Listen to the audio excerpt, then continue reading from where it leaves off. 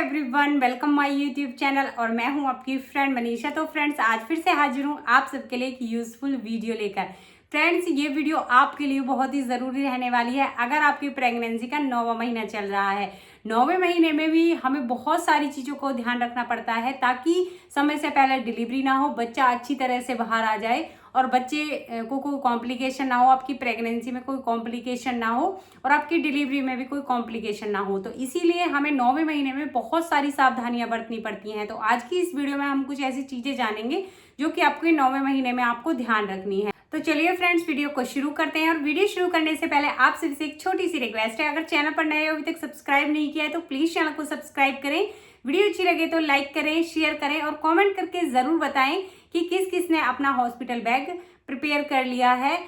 Comment box में जरूर बताएं। तो चलिए फ्रेंड्स, वीडियो को शुरू करते हैं। तो सबसे पहली चीज जो आपको 9वां महीना चलते ही ध्यान रखनी है वो है, आपको 9वें महीने में बिल्कुल भी स्ट्रेस नहीं लेना है, क्योंकि स्ट्रेस सारी प्रॉब्लम्स को क्रिएट कर देता है। अगर आप 9वें महीने में स्ट्रेस लेती हैं तो आप नॉर्मल डिलीवरी तो भूल ही जाइए, क्योंकि बहुत सारी महिलाएं होती हैं वो सोचती हैं कि पता नहीं डिलीवरी कैसे होगी, नॉर्मल डिलीवरी हो पाएगी या नहीं हो पाएगी, कहीं मेरी सी सेक्शन से तो डिलीवरी नहीं होगी, बच्चा बाहर कैसे निकलेगा, बच्चे को कोई खतरा तो नहीं होगा। तो इन सारी चीज़ों का वो बहुत ज़्यादा स्ट्रेस ले लेती है।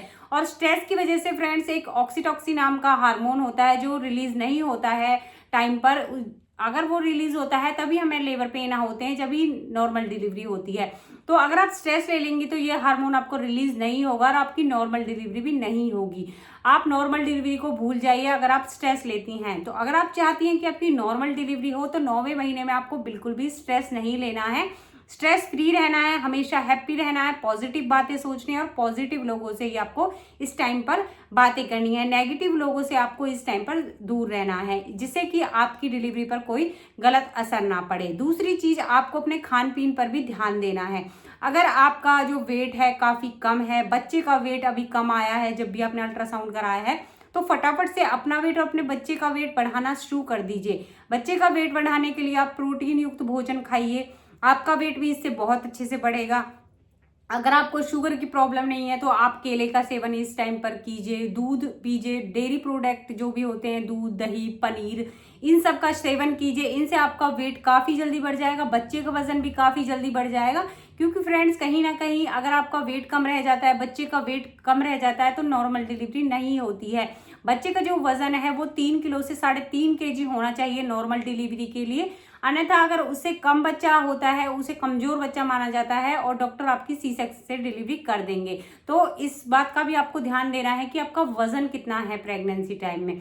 इसके अलावा फ्रेंड्स, आपको ध्यान देना है, आपको बीपी की प्रॉब्लम तो नहीं है, आपको थायराइड की प्रॉब्लम नहीं है, या फिर आपको शुगर की तो प्रॉब्लम नहीं है। अगर आपका शुगर लेवल काफ़ी बढ़ गया है तो आपको उसको कंट्रोल कर लेना है। आपको ज़्यादा जो चीनी है उसका यूज़ नहीं करना है, मीठी चीज़ों को अवॉइड करना है। अगर आपका हाई बीपी की प्रॉब्लम आपको हो रही है तो बीपी को भी से कंट्रोल कर लीजिए, क्योंकि डिलीवरी के टाइम क्या होता है, ऑटोमेटिकली हमारा जो बीपी है ना वो हाई हो जाता है। और जिन महिलाओं का बीपी प्रेगनेंसी में हाई रहता है तो उनका बहुत ज़्यादा हाई हो जाता है। और हाई बीपी की प्रॉब्लम में डॉक्टर आपके सी सेक्शन से डिलीवरी कर देते हैं, नॉर्मल डिलीवरी के लिए वो रिस्क नहीं लेते हैं। तो आपको अभी से ही अपना बीपी कंट्रोल में लेकर चलना है।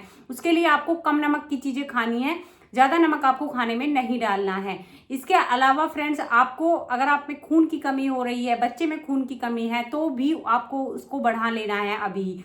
उसके लिए आप रेड कलर के फ्रूट्स खा सकती हैं, जैसे आप गाजर खा सकती हैं, आप टमाटर खा सकती हैं, चुकंदर, सेब, अनार, ये सारी चीज़ें आप अगर रोज़ाना खाती हैं तो इससे आपका जो खून है बहुत तेज़ी से बढ़ेगा, बच्चे का खून भी अच्छे से बढ़ जाएगा और आपकी नॉर्मल डिलीवरी हो जाएगी। तो ये सारी बातें आपको ध्यान देनी है इस टाइम पर। अगली चीज जो आपको इस टाइम पर ध्यान देनी है, 9वें महीने में आपको एक्टिव भी रहना है। क्योंकि कई बार क्या होता है कि 8वें और 9वें महीने में महिलाओं का वेट इतना ज्यादा बढ़ जाता है कि उनसे काम नहीं होता है, उनका पेट भी काफी बढ़ जाता है, जिससे कि उनकी जो पैर होते हैं उन पर जोर पड़ता है और पैरों में भी काफी दर्द की शिकायत रहती है। तो इस कारण से महिलाएं सोचती हैं कि इतना वेट बढ़ रहा है तो मेरे से काम नहीं हो रहा है, आलस आ जाता है, जिसकी वजह से वो रेस्ट करना स्टार्ट कर देती हैं। बट आपको ऐसा नहीं करना है, आपको इस टाइम पर एक्टिव जरूर रहना है, क्योंकि अगर आप एक्टिव रहती हैं तभी बच्चा अच्छे से हेड डाउन करता है और तभी नॉर्मल डिलीवरी होती है। जो महिलाएं 9वें महीने में रेस्ट करती हैं उनकी नॉर्मल डिलीवरी बहुत ही कम होती है। हाँ, वो दूसरी बात है अगर आपकी प्रेगनेंसी में कोई कॉम्प्लिकेशन है। तब तो आप रेस्ट कर लीजिए, वरना अगर आपकी प्रेगनेंसी में कोई भी कॉम्प्लिकेशन नहीं है तो आपको एक्टिव जरूर रहना है। एक्टिव रहने के लिए आपको घर के छोटे मोटे काम करते रहना है। एक रूम का झाड़ू पोछा आप कर सकती हैं। इसके अलावा फ्रेंड्स आपको वॉक जरूर करना है। 30 मिनट सुबह वॉक करना है और 30 मिनट शाम को वॉक करना है। इससे आपका बच्चा जल्दी हेड डाउन कर लेगा और नॉर्मल डिलीवरी भी आपकी आसानी से हो जाएगी। इसके अलावा फ्रेंड्स आप इस टाइम पर हल्की फुल्की एक्सरसाइज भी कर सकती हैं। अगर आपकी प्रेगनेंसी में कोई कॉम्प्लिकेशन नहीं है तो आप हल्की फुल्की एक्सरसाइज कर सकती हैं, जैसे कि आप डक वॉक कर सकती हैं, बटरफ्लाई एक्सरसाइज कर सकती हैं, उकड़ू पोजीशन में आप बैठ सकती हैं।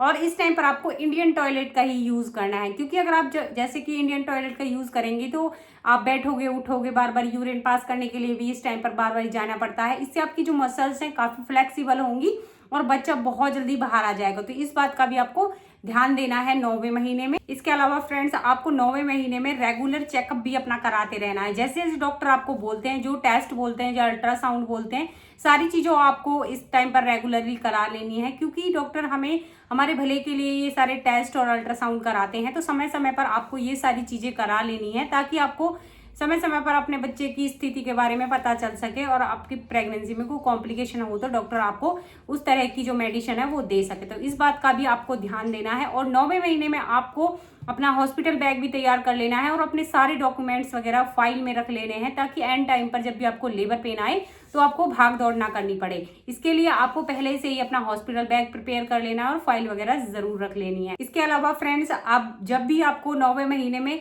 3 संकेत मिलते हैं, जैसे कि आपको कॉन्ट्रैक्शन पेन आते हैं, आपकी जो वाटर ब्रेक है वो हो जाता है, या फिर प्राइवेट पार्ट में से बहुत सारा ब्लड निकलने लगता है, तो तुरंत आपको डॉक्टर के पास जाना है और अपना हॉस्पिटल बैग और अपने सारे डॉक्यूमेंट लेकर जाने हैं। तो आपको इस टाइम पर बिल्कुल भी किसी का वेट नहीं करना है, फटाफट से हॉस्पिटल जाना है, क्योंकि ये होता है आपका डिलीवरी टाइम। तो इस बात का भी आपको ध्यान देना है कि कहीं आपको लेबर पेन तो नहीं आ रहे हैं या फिर वाटर ब्रेक तो नहीं हो गया है। तो आपको बिल्कुल भी इस टाइम पर ऐसी अगर आपको संकेत मिलता है तो वेट नहीं करना है, तुरंत आपको डॉक्टर के पास जाना है। तो फ्रेंड्स ये सारी बातें आपको 9वें महीने में ध्यान देनी है, ताकि आपकी प्रेगनेंसी में कोई कॉम्प्लिकेशन ना हो, बच्चे को कोई कॉम्प्लिकेशन ना हो और आपकी जो डिलीवरी है सही टाइम पर हो जाए और बच्चा अच्छे से बाहर आ जाए। तो आई होप आपको मेरी छोटी सी इन्फॉर्मेशन अच्छी लगी होगी। इन्फॉर्मेशन अच्छी लगी तो प्लीज चाहते वीडियो को लाइक करना, शेयर करना, चैनल पर नए अभी तक सब्सक्राइब नहीं किया तो प्लीज चैनल को सब्सक्राइब करना।